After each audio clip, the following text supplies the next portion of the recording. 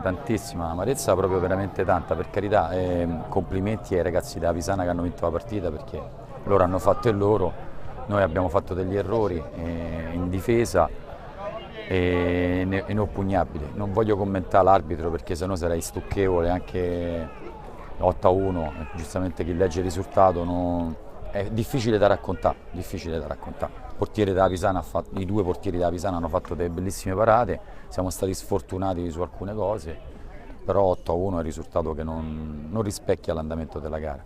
Speriamo che prima o poi giri anche per noi questa cosa, l'ho già detto in un'altra intervista. Sabato sembrava si fosse invertita la cosa. Mi dispiace per i ragazzi e per la società, insomma, per Licorsa Prima. Fate. Sì, assolutamente, è una situazione sul quale stiamo cercando di lavorare, però ecco, le situazioni da gioco, da gol si sono create pure abbastanza. D'accordo che con lo stoccatore importante dentro l'area di rigore sarebbe stata meglio la situazione.